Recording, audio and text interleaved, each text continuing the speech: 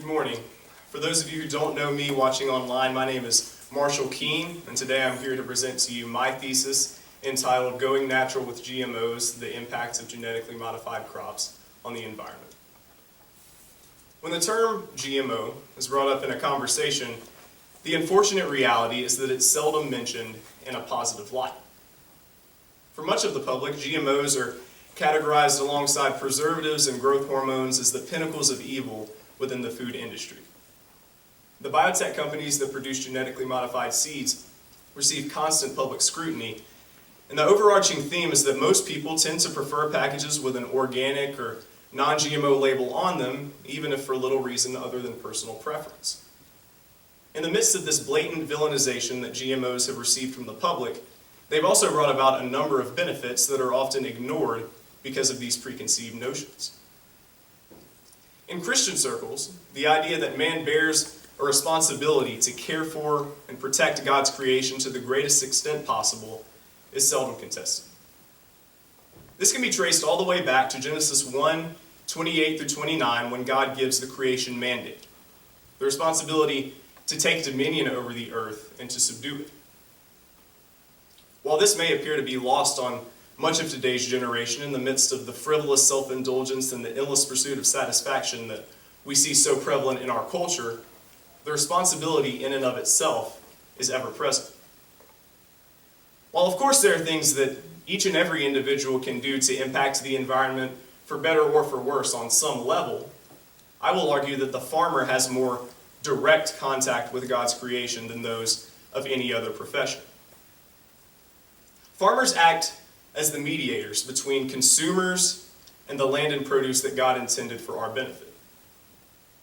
Without farmers, we, the public, would be left utterly hopeless in issues of global crisis such as this COVID-19 pandemic, which has already had such wide-reaching effects on our society. The great issue is that something has changed since the day that creation was spoken into being. When man fell and sin entered the world, the nature of God's creation itself was permanently altered, and we were condemned to suffer the consequences of this reality. Because of this, agriculture has become painstakingly troublesome for all of those involved. The farmer, who labors intensively to bring God's creation to the people, is now afflicted by the numerous environmental burdens that are brought about by the fall of man. Rather than simply working alongside nature to bring about the benefits that God intended for man to receive, the farmer must now also fight against it. Because of these seemingly infinite effects of sin on creation, it's now inevitable that agriculture will have a negative impact on the environment to some extent. The fall of man has rendered it impossible for the farmer to reap the benefits that God intended for us to receive without also experiencing pain, turmoil, and environmental consequences. Regardless of the extent of today's technological innovations, few would argue that the issues modern farmers face are insignificant. Because of the many unavoidable issues that farmers today face, as well as the financial limitations that they are bound to, farmers are left with a number of practical dilemmas regarding their role in God's creation. How are farmers to eliminate weeds that plague their fields without harming their crops and destroying their soil structure? How are farmers to exterminate insects that prey upon their crops without undergoing excessive insecticide application? How are farmers to use the land upon which they grow their crops with maximal efficiency to avoid the mass conversion of natural landscape into farmland? Farmers are charged with the task of efficiently providing the world's food and clothing without harming God's creation. And successfully achieving this goal will require agricultural progress, biotechnological innovation, and a receptiveness to new farming tactics. While the issues that modern farmers face may never completely be resolved, there may be solutions already present which can serve to aid farmers in minimizing the environmental footprint of agriculture. I believe that any tactic or innovation that can serve to help farmers fulfill their duties to the consumer while minimizing environmental burdens should be seriously evaluated and considered by the public. My thesis is based around the premise that GM technology is an adequate means by which farmers may pursue this end. In order to accurately understand the subject of my thesis, the topic of today's presentation must be clearly and fully defined. For many of you, the topic of genetic modification may encompass a wide variety of practices and alterations, many of which may have nothing to do with today's presentation. The term GMO could refer to any organism whose genetic makeup has been altered over time for any specific desired purpose. And genetic modification as a means of approaching agricultural efficiency has existed for millennia. While various species of both plants and animals have been altered over time to achieve different desired characteristics, my thesis will focus specifically on genetically modified crops. The traditional form of genetic modification within the plant kingdom has been through the hybridization of different crops to form new cultivars carrying on desired characteristics. However, in the past century, a new form of genetic modification has come onto the scene.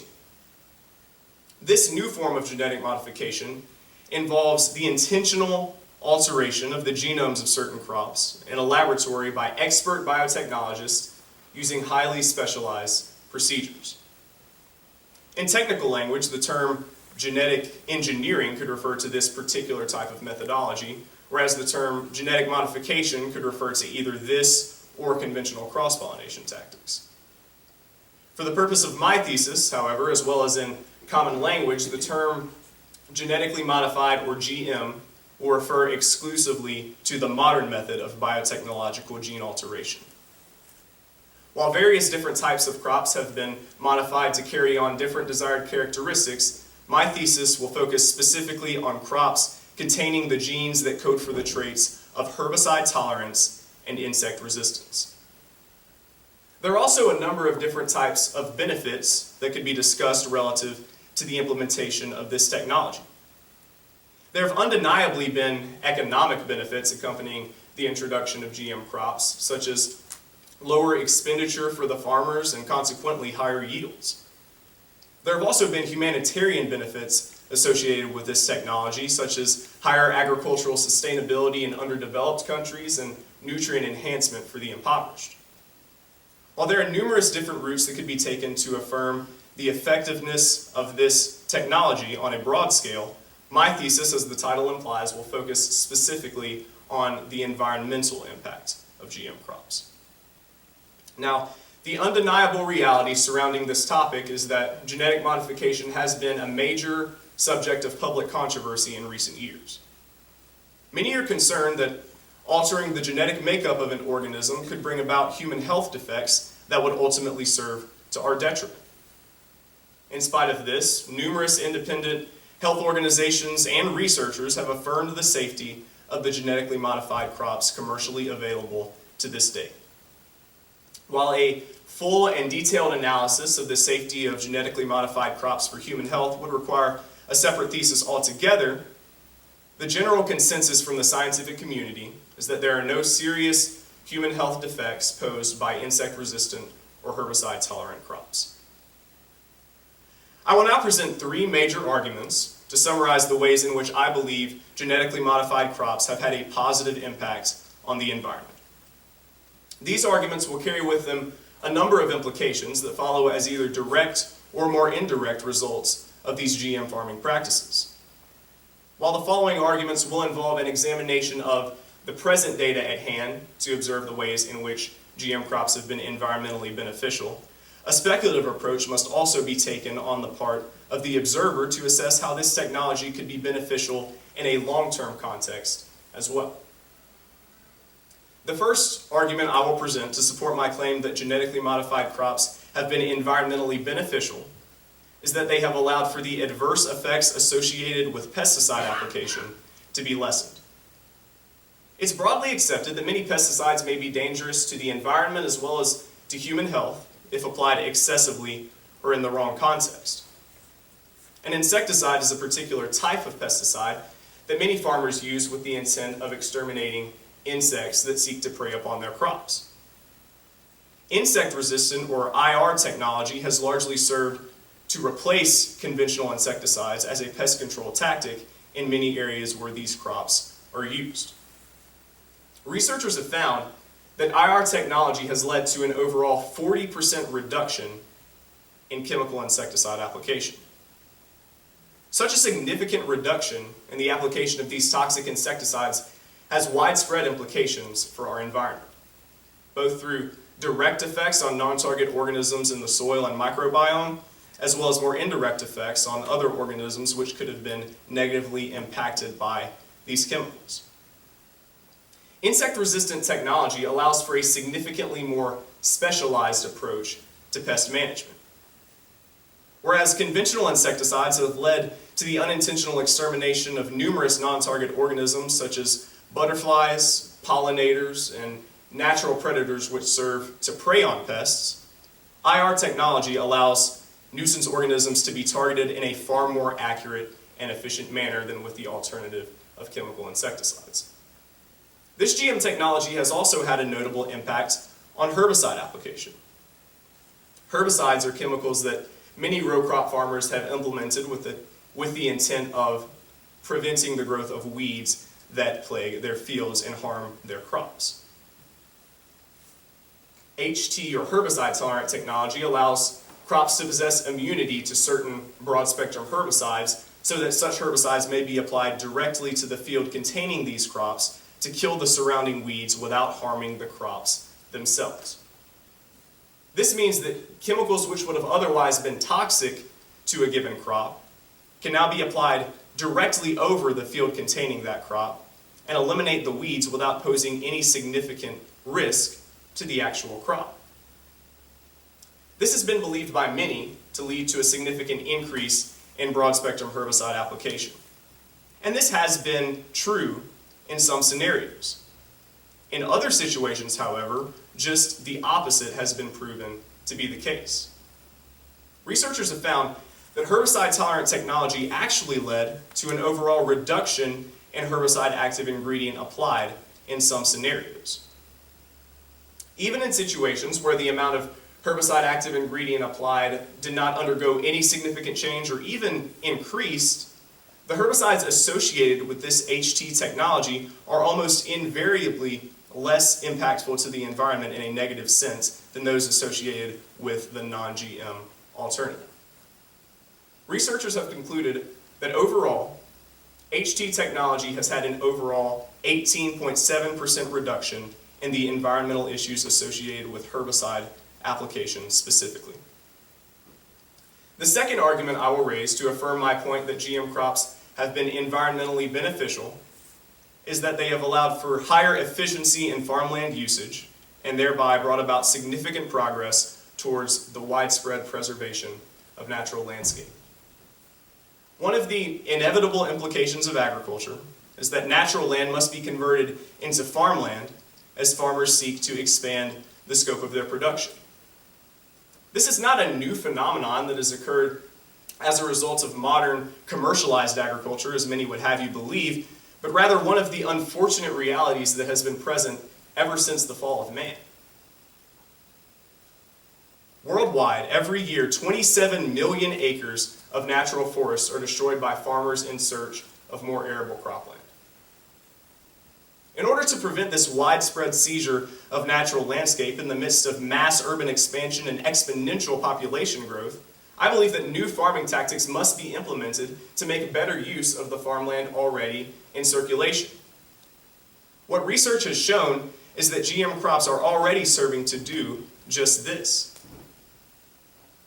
In the US, a study has shown that a ban on GMOs, and GM crops specifically, would result in a need for 7.7 million additional acres of farmland to maintain a constant rate of agricultural productivity. Of this 7.7 million additional acres of farmland that would be required to sustain our population without the use of genetically modified crops, it's estimated that 600,000 acres would have to come from deforestation alone. The third and final argument I will present to support my claim that GM crops have had a positive impact on the environment is related to the practice of no-till farming, which has brought about numerous ecological benefits and has largely been enabled by the use of GM technology. No-till farming, synonymous with the terms conservation agriculture or zero-tillage farming, is an agricultural production technique that involves foregoing conventional tillage practices of mechanically overturning the topsoil and adopting other methods of weed control and land management. This has largely been enabled by the use of GM crops, in that herbicide-tolerant crops have largely allowed broad-spectrum herbicides to replace tillage as a weed control tactic in areas where these practices are used. One broad result that has been witnessed as a result of no-till farming practices has been the lessening of soil disruption brought about by the tillage process, which has allowed organic microbes and nutrients to persist at a much greater rate than they otherwise would have. While many are concerned that the rapid adoption of this GM technology has resulted in a deviation from organic farming practices, this fact points to just the opposite conclusion. The lessening of soil disruption brought about by no-till farming practices has also served to reduce other environmental complications as well, such as soil erosion, flooding, and water and chemical runoff into nearby waterways or groundwater. Another result of these no-till farming practices, which has had obvious positive environmental implications, has been a reduction in air pollution brought about within the agricultural sector. Tillage requires the extensive use of heavy machinery by farmers, which inevitably leads to higher carbon emissions in rural areas. No-till farming has served to greatly reduce the amount of air pollution occurring within the agricultural sector, and could be a major means of preventing, or at the very least delaying, this phenomenon of global warming that so much of our society is concerned about. Researchers have found that no-till farming practices have led to an overall 66% reduction in farm-scale fuel emissions. The amount of fuel and carbon emissions saved by no-till farming practices is equivalent to that which would be saved if 10.6 million cars were completely taken off the roads for an entire year. Through these three arguments that I have presented thus far, I believe it would be absurd not to conclude that the GM technology, which has allowed for this mass environmental reform in the agricultural sector, has had a positive impact on our planet. In spite of the numerous benefits that have been brought about through the implementation of this technology, there are still numerous objections to the claim that their implementation has been holistically beneficial to the environment.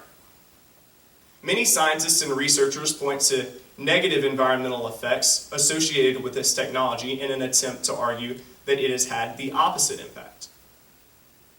Some of these arguments are rooted in real environmental issues that are occurring, while others are more based on fear or natural phenomena with only a loose relation to GM technology itself. Today, I will address what I believe to be the two strongest points of opposition to the adoption of GM technology in the context of its environmental impact. One argument commonly raised to negate the claim that GM crops have had a positive impact on the environment is related to the epidemic of herbicide resistance in weeds. Superweeds, or weeds that have developed resistances to certain broad-spectrum herbicides, have become a major cause for concern within the agricultural sector. Because herbicide-tolerant technology allows certain specific broad-spectrum herbicides to be applied in a greater quantity than they otherwise would have, the tendency of weeds to grow an immunity to some of these specific broad-spectrum herbicides has become increasingly problematic.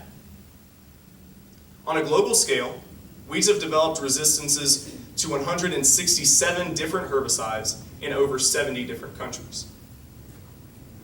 This is, in fact, a legitimate issue that's occurring within the agricultural sector. However, I believe there are equally legitimate issues with the claim that this is an adequate reason for eliminating the use of GM technology and labeling it as environmentally dangerous. It's also inaccurate and misleading to assume that this issue of herbicide resistance in weeds has occurred as a direct result of genetically modified crops and GM technology.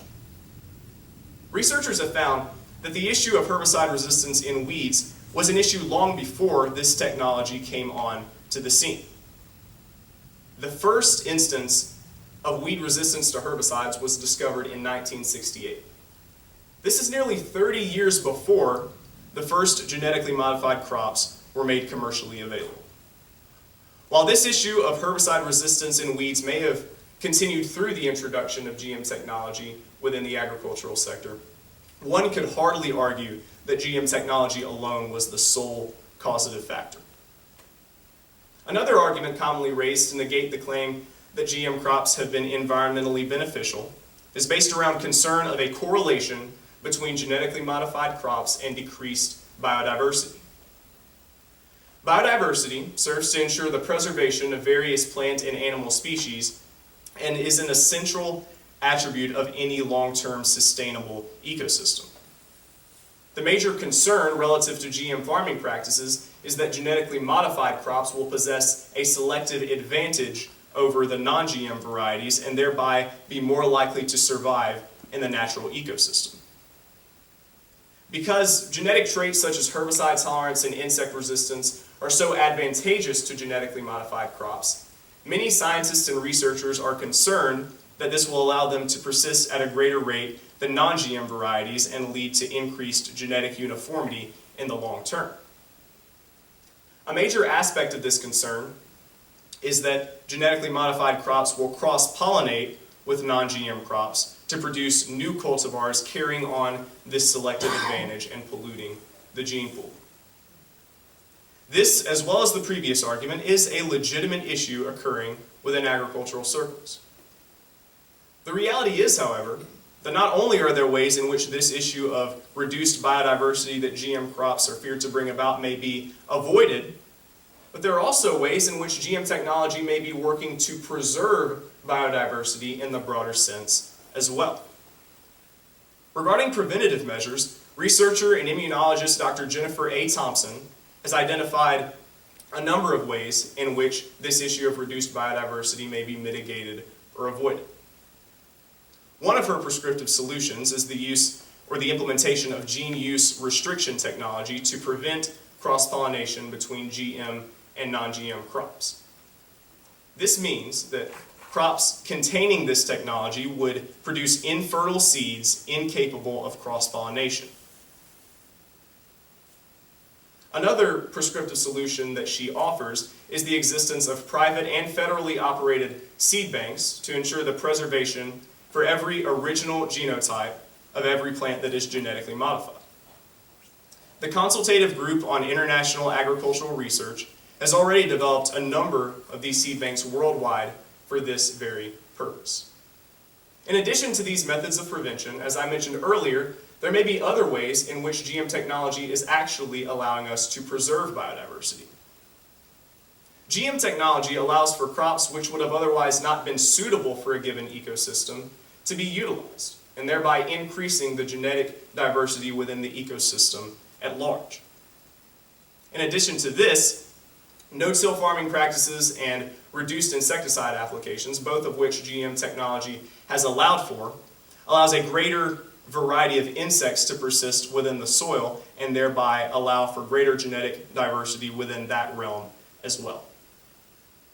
To conclude this thesis, we must consider the facts and arguments presented in light of not only the immediate, most apparent effects of GM technology, but rather also the comprehensive effects that these crops may have in a long-term context.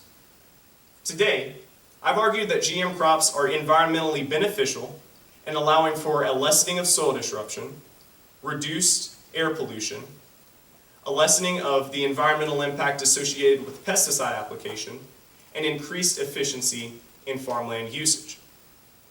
On the other side of the argument, opponents of my position will often refer to the development of superweeds and a perceived negative impact on biodiversity to argue that GM crops have had a negative environmental impact. While these risks are legitimate in many ways, though often exaggerated and misrepresented by those who cite them, there are also other ways in which these issues may be avoided through the use of other modern agricultural tactics. Through the evidence presented in my thesis, I believe the observer can conclude that the benefits of this GM technology far outweigh the risks commonly promulgated by opponents of their implementation, and that GM crops are an adequate means by which farmers may pursue their duty to preserve and protect God's creation while minimizing environmental burdens. Thank you.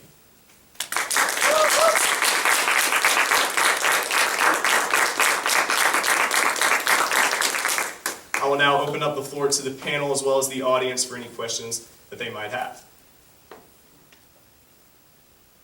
So you did a phenomenal job, Marshall, both in your paper and your presentation. Thank you. Thank you. I have a really basic question that may seem odd in light of your paper, but why do you think GMOs have a bad reputation? Yeah, thank you for that question. I think a large part of the reason that they have such a negative stigma through our culture is because of the association, as I mentioned earlier, with preservatives and growth hormones and other aspects of the agricultural industry that largely receive a negative connotation. And so I think that because so many companies have adopted this label of non-GMO and organic largely as a marketing scheme, these GM crops and GMO products in general have received a bad rap, so to speak, and have led to the general negative connotation that you're speaking of. So preservatives, how do they get associated with GMOs? Do you know that?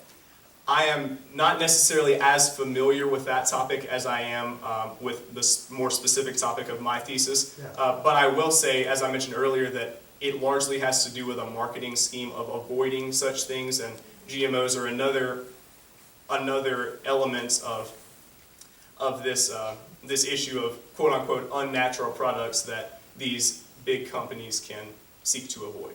Gotcha, I really appreciate that. So one more follow-up to that. You did a phenomenal job. I grew up in a farming community. You know, DDT was talked about, insecticides, and you don't hear about that anymore, probably largely because of what you're talking about. There is one organic product that I always like to buy, and it's tomatoes. It's because I find that they taste better. I'm curious if you've thought any about that aspect, about the quality of the produce, how GMs affect that. I have, in fact. As a matter of fact, the first genetically modified crop to come onto the scene was the Flavor Saver tomato that Monsanto produced, and it was a massive failure, largely because people said that it didn't do what it said it was going to do. It didn't have any flavor.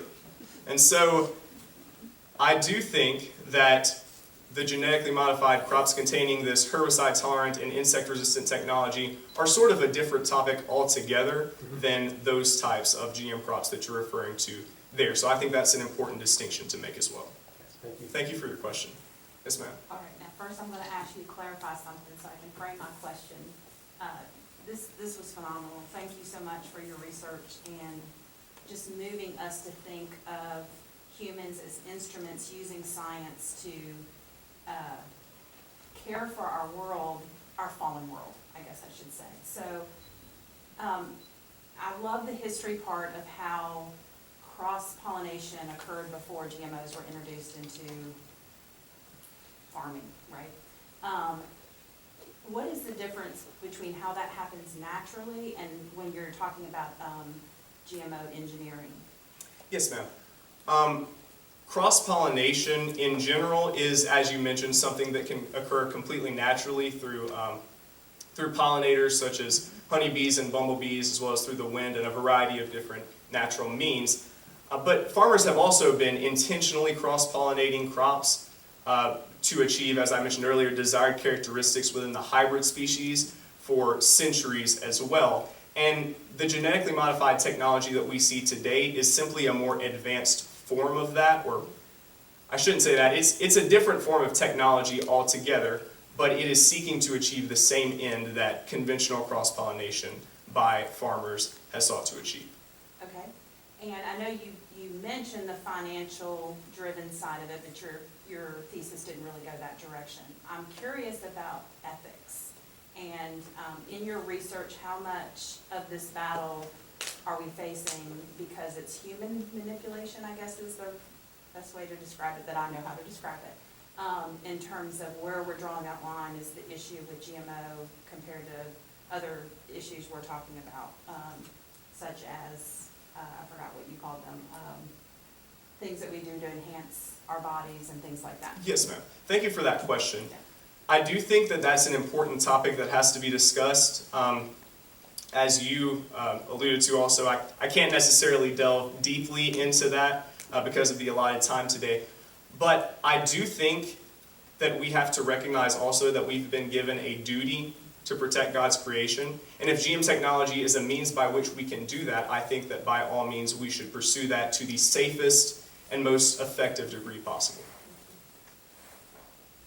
Marshall, I'm so impressed with your speech today, and really did a phenomenal job in pointing out the efficacy of GMOs and really helped kind of clear up some of those gray areas, that we had thinking that all GMOs were bad, You're right, the marketing really has done a number on GMOs, so I appreciate you showing the benefit where we're using science to glorify God. So I'm kind of interested in the horizontal gene transfer you talked about.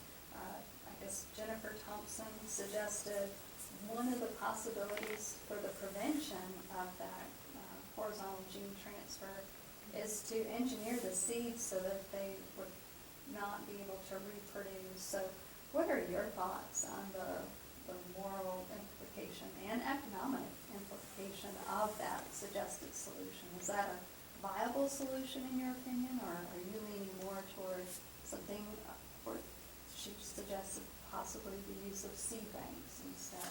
Just curious. Yes, ma'am. Thank you for that question. You mentioned horizontal gene transfer as well, and that's something that I want to touch on really quick as well, if I may.